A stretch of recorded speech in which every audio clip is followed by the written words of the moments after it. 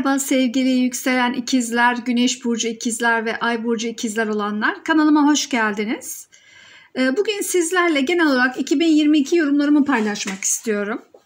Bakalım 2022 size neler vaat ediyor?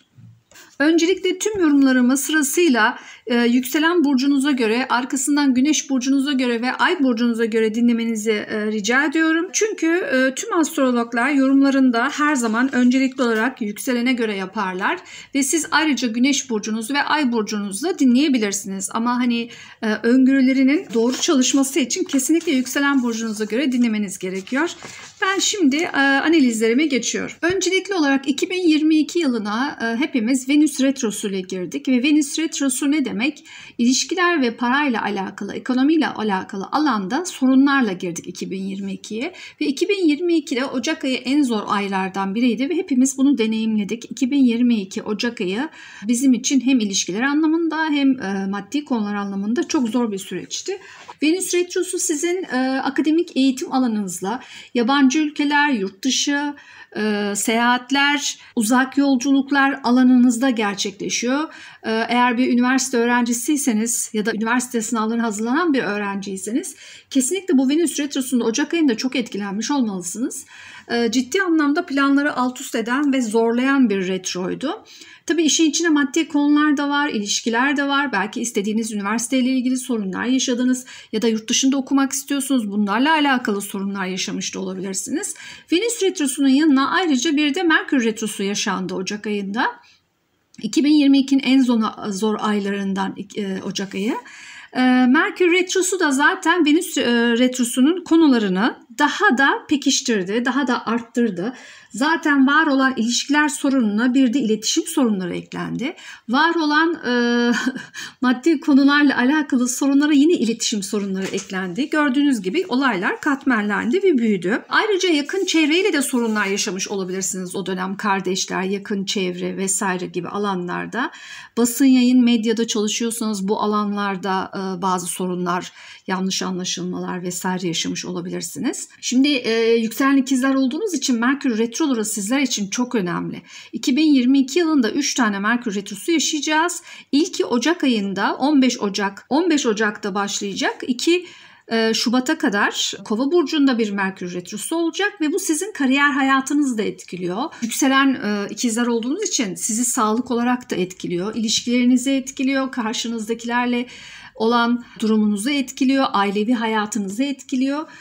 Gibi tam böyle hayatınıza her alandan etkileyecek bir retrodan bahsediyoruz ve bu 2022'de 3 kere yaşayacaksınız. Ocak ayındaki Merkür Retrosu kariyer hayatını etkilerken kesinlikle kariyerdeki yeni yapılanmalar, yeni anlaşmalar, sözleşmeler vesaire bunlara çok dikkat etmeniz gerekiyor. Yeni başlangıçlar Merkür Retrosu'nda yapılmaz. Merkür Retrosu'ndan sonra yeni başlangıçlar yapılır. Ancak retrolarda var olan konuların üzerinden geçmek, işte projelendirmek, fizibilite etmek anlamında güzeldir. Ama imzalar retrolardan sonra atılmalı. Ayrıca retrodan 3 gün önce ve 3 gün sonrasını dikkate almalıyız. Dediğimiz gibi gezegenlerin S pozisyonu var. O daha güçlü çalışır. Sabit pozisyonu dediğimiz. Şimdi Merkür Retrosu'nun başka tarihlerini de hemen söylüyorum. 12 Mayıs ile 1 Haziran arası İkizler Burcu'nda bir Merkür Retrosu var. Sizin 1. evden geçiyor. Bu yine sizi önce sağlık, sonra ilişkiler, işte sonra ailevi konular ve kariyer alanında yine sizi çok kuvvetli bir şekilde etkileyecek. Yine bu alanlarda yarım kalmış ne varsa tamamlamanız açısından güzel fırsatlar. Retrolarda inanın alışverişlere bile dikkat etmek gerekiyor. Teknoloji sorunlar yaşayabilirsiniz. Cihazlarınızda arıza olabilir. Bu tarz konular yaşama olasılığınız çok yüksektir. Son retromuzda Merkür Retrosu 11 Eylül ile 30 Eylül arası Terazi Burcu'nda başlayacak ve Başak'ta sonlanıp geri gelecek. O alanda sizin aşk ve sağlık alanınızda, iş ortamı alanınızda oluyor. Hobi alanınızda diyebiliriz. Yani kısaca sağlık, farkındaysanız diğer retrolarda da hep sağlık dedim. Sağlık dediğim zaman sadece kontrollere dikkat ettiğiniz sürece bir sorun olmaz. Ama kronik hastalıklarınız varsa üzerinden hep böyle bir geçittirmek, tekrar bir üzerinden geçmeniz gerekebilir. Aşk, ilişkiler anlamında da sizi zorlayacaktır retrolar. sorunlarınızı çözmek anlamında retroya bitmesini beklemeniz daha doğru olacaktır. 2022 çok yoğun bir yıl. 2021'e kesinlikle benzemiyor, bunu söyleyebiliriz. Sonra yılın son 2 ayında daha doğrusu bir Mars retromuz var. Bu da çok önemli. Mars retrosu 1 Kasım 11 Ocak 2023'e kadar sürecek. Yani biz 2023'e de bu sefer Mars retrosuyla girmiş olacağız. 1 Kasım'da başlayan Mars retrosu İkizler Burcu'nda olacak. Bu da yine sizi çok etkiliyor. Şöyle bir düşünebilirsiniz sevgili ikizler. Yani Kasım ayına gelirken, yaklaşırken son 3-4 gün ciddi anlamda gergin olacaksınız. Gergin 2023'e gireceksiniz. Bu baş ağrılarına sebebiyet verebilir, kazalara sebebiyet verebilir, ateşli hastalıklara sebebiyet verebilir. Sağlığınıza dikkat etmeniz daha doğru olacaktır. İlişkilerinizde bazı gerginlikler yaşayabilirsiniz. Bu iş hayatınızla alakalı olabilir, aileyle alakalı olabilir ya da çok yoğun bir temponun içine düşebilirsiniz. Sizi çok yoran bir Mars retrosu bu. Hakikaten koşturmaktan yorulacağınız, hani ne zaman işte kendime geleceğim, zaman ayıracağım diyeceğiniz bir zaman olabilir. Bu tempoya hazır olun. Önce sağlık olarak hazır olun. Sadece kazalara dikkat edin. Acele hareket etmeyin ve kazalara dikkat edin yeterli. 2022'nin en önemli etkilerinden ay düğümlerine geldik. Ay düğümleri artık Boğa ve Akrep aksında. Boğa ve Akrep aksı direkt olarak maddi konular ve krizleri anlatan bir aks. Sizin haritanıza baktığımda sağlığınız, fiziksel ve ruhsal sağlığınız, gündelik işler ve çalışma ortamı alanında sizi etkileyecek ay düğümleri transiti. Ruhsal olarak kişisel gelişiminizde bayağı ilerleyeceğinizi düşünüyorum ve hatta zaten buna yatırım yapın. Aniden bazı gizli düşmanlıklarla karşılaşabilirsiniz yıl içerisinde. Şok edici olaylarla karşılaşabilirsiniz. Ama spiritüel anlamda, spiritüel olmasa da ruhsal gelişiminize önem vermeniz, işte meditasyon yapmak, dua, namaz gibi konulara değinmek size iyi gelecektir. Kendinizi içsel olarak çok daha iyi hissedeceksiniz. Ama lütfen Güney Ay düğümü 6. evinizden geçerken kronik sağlık sorunları, geçmişte ihmal ettiğiniz sağlık konuları, bunlar bir daha üzerinden geçmeniz gerektiğini anlatıyor. Çok fazla hastalık hastası da olmamak gerekiyor. İş ortamınızda daha önce tamamlamadığınız konular varsa bunlar bir daha önünüze gelebilir. Üstü örtülmüş konularla tekrar yüzleşebilirsiniz. Çalışma arkadaşlarınızla ilgili geçmiş bazı sorunlarla tekrar karşılaşabilirsiniz. Geçmişte bıraktığınız, tamamlamadığınız konuları tekrar elden geçirmek durumunda kalabilirsiniz gibi konular çalışacak. Tabii bunları biz tutulma enerjisiyle yaşayacağız. Tutulma enerjisi tarihlerine bakarsak eğer 30 Nisan'da Boğa burcunda bir güneş tutulması var. 10 derecede. Bu bir Uranüsyen güneş tutulması olacak ve sizin ruhsal alanınızda ve gizli düşmanlıklar alanınızda olacak bu tutulma. Güneş tutulması çok kuvvetli. Tutulmalar bu arada bir ay çok kuvvetli, azalarak 6 ay etkisini sürdürecek. Sonraki tutulma, ay tutulması 16 Mayıs'ta Akrep Burcu'nda ve çalışma hayatınızla alakalı, çalışma ortamınızla alakalı ve sağlığınızla alakalı bir alanda olacak. Ayrıca yılın son 2 tutulması da 25 Ekim'de yine Akrep Burcu'nda bir güneş tutulması. Yine sağlığa vurgu var burada bakın. Ve çalışma ortamınıza bir vurgu var. Çalışma ortamınız değişiyor, yeniden yapılanıyorsunuz. Ayrıca yılın son tutulması 8 Kasım'da Boğa'da bir ay tutulması. Bu sefer ruhsal yolculuğunuzla alakalı bazı tamamlanmalara gireceğinizi gösteriyor bu. Ve sizin yine gizli düşmanlıklar alanınızda olacak. Tabii bu konulara da dikkat etmek gerekiyor. Tutulmaların ayrıca şöyle bir etkisi var. 18 ay içerisinde hayatınız, bahsettiğim sağlık, gündelik işler ve ruhsal sağlığınız, çalışma ortamınız alanında değişecek. Yani 18 ay önceki farklı olacak. Benim bahsettiğim 18 ay Ocak ayında zaten başlamış durumda. Yani 2023'ün ikinci yarısında artık hayatınız farklılaşacak. Bu tabii çalışma ortamıyla alakalı tutulmalar olduğu için ben iş hayatınızla alakalı ofisin değişmesi olabilir, sektör değiştirme olabilir gibi konularında devrede olacağını düşünüyorum. Belki bir emeklilik de olabilir. Tamamen çalışma şartlarınızla ilgili çok ciddi 18 aylık bir gündem vermiş oluyor. Gelelim Jüpiter transitine. Bu yıl Jüpiter Balık burcunda transitine başladı ve sizin kariyer alanınızda geçen bir Jüpiter transiti var. Kariyer evinizden geçmesi aslında size kariyer alanında pek çok fırsatı sunuyor, şans, kısmet sunuyor. Ayrıca evle alakalı, ikametgahla alakalı da kısmet ve şans sunuyor. Ev değiştirmek isteyenler için güzel fırsat olabilir bu Jüpiter transiti.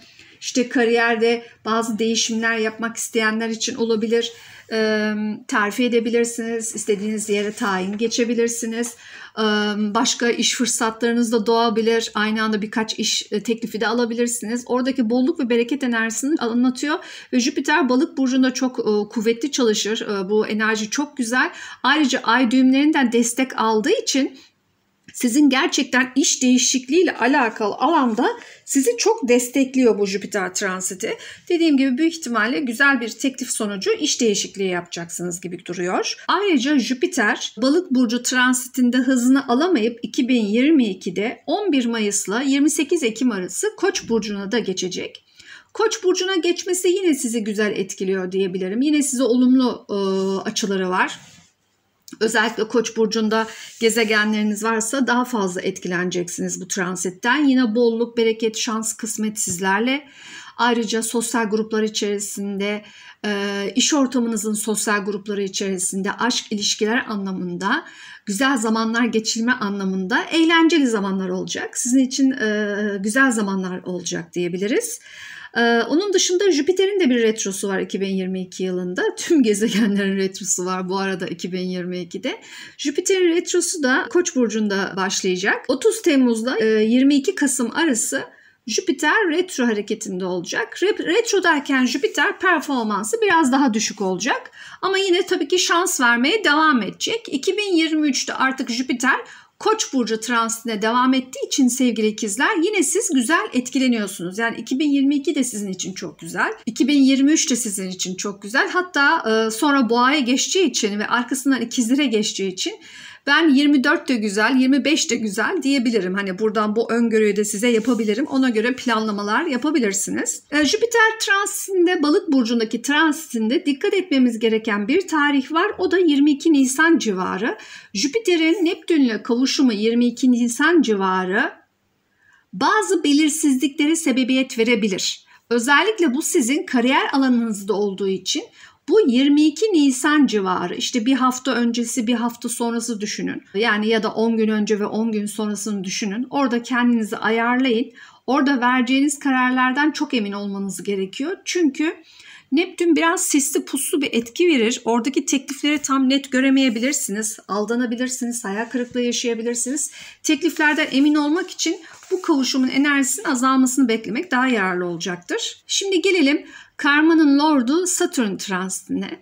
Satürn transiti sizin 9. ev alanınızda oluyor. Zaten uzun süredir aslında siz uzak yolculuklar, akademik eğitim, yurt dışı alanında zaten hatta uzak akrabalar, yakın akrabalar da diyebilirim, işte yakın çevreniz de diyebilirim. Zorluklar yaşıyorsunuz, bazı engellerle karşılaşıyorsunuz, zorlandığınız alanda diyebiliriz. Hatta iletişim olarak da zorlandığınız alanlar ve zamanlar oluyor bu konularda. Satürn yine aynı alandan transitine devam edecek. 2024 Ocağı kadar sizi bu şekilde etkiliyor. Ve sizi 2022 için Uranüs'le karesi olduğunda yine içsel olarak zorlanacağınız zamanlar olacağını da bize anlatıyor. Özellikle uzak akrabalarla alakalı, uzak yolculuklarla alakalı ani zorlanmalar yaşayabilirsiniz. Almak istediğiniz bazı akademik eğitimler varsa aniden bazı kısıtlamalarla karşılaşabilirsiniz. İşte bu otoritenin verdiği kısıtlamalar da olabilir. Koronada yaşanan konular, eğitimle alakalı vesaire. Bu tarz şeyler olabilir. Yurt dışına gitmek istiyorsanız işte vizeyi alamazsınız, izinleri alamazsınız. Bu tarz şeyler olabilir. Onun dışında Satürn'ün tabii ki retrosu var. Satürn'ün retrosu 6 Haziran 21 Ekim arasında olacak ve bu retro sürecinde Satürn'ün o ağır sorumluluk enerjisinin biraz daha azaldığını hissedebiliriz. Biraz daha nefes alacağımız alanlar olabilir. Mesela almak istediğiniz eğitimler varsa 6 Haziran 21 Ekim arasını değerlendirebilirsiniz eğitim anlamında. Bahsettiğim Satürn-Uranüs karesi 6 Ekim civarı olacak. Dediğim gibi o tarihleri de kontrol etmeniz, hazırlıklı olmanız yeterli olacaktır. 26 Ağustos'ta 21 Ocak 2023 arası Uranüs Boğa burcunda retro hareketine başlayacak. Zaten uzun süredir Boğa burcunda transitine devam ediyordu ve retrosu sizin içsel olarak yolculuğunuzda olacağı için içsel yolculuğunuzda etkileneceğiniz konular olacak. Tabii bu gizli düşmanlıklar alanında da sizi etkilemiş oluyor. Uranüs'ün işte 26 Ağustos 21 Ocak arası retro olması belki biraz daha nefes almanıza, belki biraz daha sakinleşmenize neden olacak diyebilirim. Ama yani içsel olarak böyle çok özgürleşme dürtünüz vardır zaten uzun zamandır. Bireyselleşme dürtünüz vardır. Ani bazı sağlık sorunları yaşıyorsunuzdur vesaire. Ama o retro olsa da Uranüs, unutmayalım, Satürn-Uranüs karesi 6 Ekim civarı yaşanacak dediğim için retroda da olsa o kareyi yaşayacaksınız. O nedenle önce sağlık, sonra daha relax yaşamak gerekiyor bu süreci. Gelelim Plüto transitine. Plüto uzun süredir Oğlak Burcu'nda transitine devam ediyor ve hala devam edecek. Ve sizin 8. ev ortak gelir kaynakları alanında dönüşmenizi istiyor. Bu konularda ortak gelir kaynakları, banka, krediler, borç gibi alanlarda miras, nafaka, prim gibi hepsini koyabiliriz. Tazminat vesaire, eşin geliri, evli olanların için eşin geliri gibi alanda sizi dönüştürmeye çalışıyor. Dönüşmenizi istiyor. Örneğin evliyseniz eşinizin işi değişebilir. İş değişikliği yapabilir. İşten çıkabilir. Sektör değiştirebilir. İşte bir miras durumu gündeme gelebilir. Mirasa bakış açınız değişebilir. Bir tazminatla alakalı uzun süredir olan bir tazminatla alakalı bazı dönüşümler yaşayabilirsiniz, değişimler yaşayabilirsiniz. Böyle bir dönemi anlatıyor ve Plüton retrosu da 1 Mayıs'la 7 Ekim arasında olacak. Yine retro dönemi gezegenin etkileri daha düşük olacağı için belki 1 Mayıs-7 Ekim arası hukuki konularda bazı sonuçlar bekliyorsanız belki bu sonuçları alacaksınız. Bahsettiğim alanlarla ilgilenmek için belki 1 Mayıs ile 7 Ekim arasını kullanmak isteyeceksiniz. 2022 ile ilgili anlatmak istediklerim bu kadardı sevgili ikizler. 2022 yılı sizler için mutlu, sağlıklı ve şanslı bir yıl olsun ve istediklerinizi versin. Beni dinlediğiniz için çok teşekkür ederim. Lütfen bu videoyu beğenmeyi ve kanalıma abone olmayı unutmayın. Sevgiler.